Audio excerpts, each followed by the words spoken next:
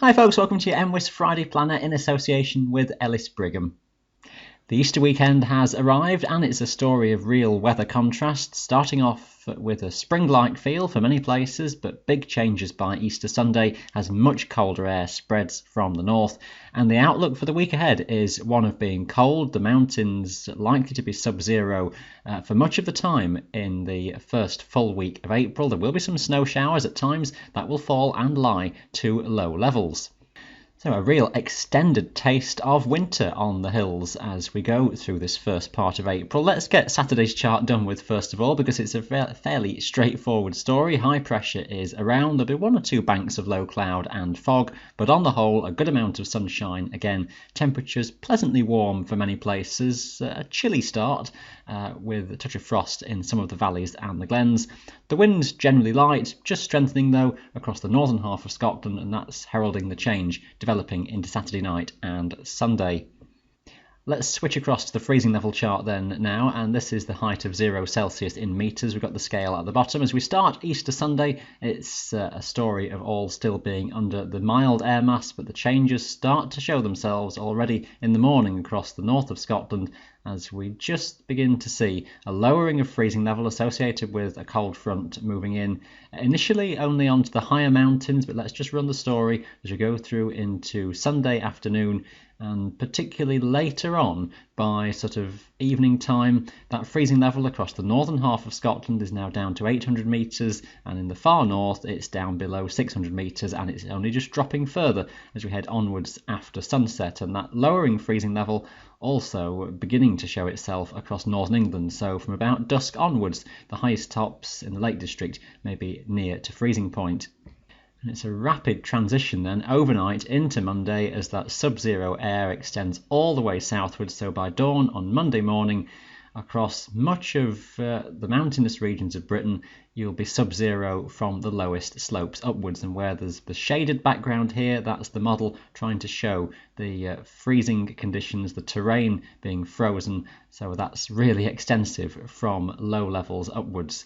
Through Monday daytime, we will see a bit of a lift of freezing level, typical of this time of year. It's not the depths of winter, so you do tend to get some daytime lift of freezing level. You'll go to about 400 to 600 metres, maybe at its highest, especially across England and Wales through Monday afternoon. Northern Scotland, though, in the firing line for the northerly wind, are going to keep that freezing level down lower throughout the daytime. A widespread frost will then form again as we go overnight into Tuesday. You can see the shaded colours extensive on the map there, extensive hard frost, and we do a similar sort of story on Tuesday where again there'll be some daytime lifting of that freezing level. The lowest freezing levels again still towards the northern side of Scotland, and as we go into Tuesday night a frost forms again pretty widely. This is how that looks on the synoptic charts then, and one point for Sunday that's critical before we even worry about the drop of temperature is the strength of the wind, which will be severe gale force across the highlands throughout the day, storm force in places across the higher mountains, and severe gales developing through the day across northern England and even into Wales, particularly into the afternoon. That wind is strengthening, so a much different day across the mountains in terms of the wind strength, and then that lowering of temperature extends from the north. The cold front coming down will start off with some rain, but turning in gradual stages to snow to lower and lower levels from the north across Scotland, and that front by the end of play on Easter Sunday will be somewhere getting towards northern England, so some precipitation just arriving late on in the north of England, but more or less England and Wales dry throughout the daytime. That's where we get to by the middle of the day on Monday, that cold front having gone all the way southwards into France and the Low Countries. We're all under that colder air mass then by this stage, and it's a story then of some showers coming down from the north. Those chiefly around coastal districts coming into any exposed regions to that northwesterly wind, so northern Scotland around the coasts, in the far west across into Wales as well, and one or two showers will break out inland as we go through the daytime as well. Now most of these showers not particularly potent in terms of how much snowfall or hail they produce, but the odd one may just be temporarily heavy. There may be a very isolated rumble of thunder, flash of lightning in one of them, on the whole generally not. And there will be some sunshine around as well. We've got relatively dry air that's in place, so the cloud base is quite high, and away from showers will break. So some very clear conditions at times away from those showers, but a bitterly cold day, still a very windy day, the risk of gales and at times severe gales across the mountains. Anywhere in exposure then, a severe wind chill factor is in existence. A distinctly wintry day for Easter Bank Holiday Monday. There's not a huge amount changing in the general weather story into Tuesday. The wind flow still sort of north by northwesterly, and the local variations of that will dictate just where a few showers will run in from the coasts, and again, one or two will pop up inland as well during the day. Typically brief and not especially heavy, but just expect some snow and some hail flurries, and that falling to lower slopes, at times maybe even just a temporary covering, even in the valleys and the glens, especially first thing in the morning, and that will go for Monday and Tuesday. You don't be surprised to see a little bit of lying snow, even very low down. Typically will thaw during the daytime, and any sustained lying dusting of snow will be confined to higher terrain as we go through the day, but you're still looking at frozen conditions on the ground above around 500 or 600 metres throughout the daytime. Still looks a rather blustery day as well, maybe not quite as strong as previous days, but we'll just watch the forecast detail because that significant, or if not even severe wind chill will be in evidence across many mountains still through the day. That cold pattern is still very much in charge and will stay that way into the middle of the week.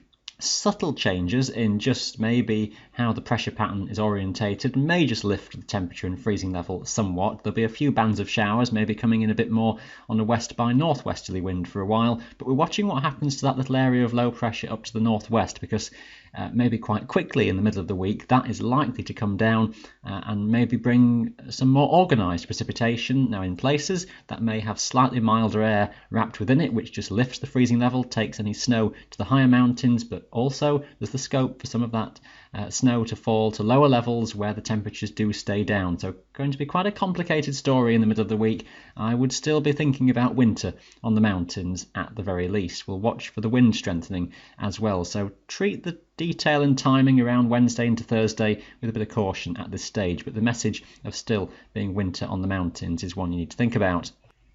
It's this area of low pressure that spins up from the south of Iceland, basically. This is where we go through Wednesday into Thursday. You can just see what the modelling tries to do with that. It drags that low in across the British Isles. Still a north by northwesterly airflow that follows air that's coming from the Arctic, and high pressure exists somewhere still away towards our west and northwest. It's that rather blocked weather pattern that's stopping any milder conditions coming in off the Atlantic, and this just rolls the story on towards the end of the week, and even next weekend we stay underneath a generally northerly airflow.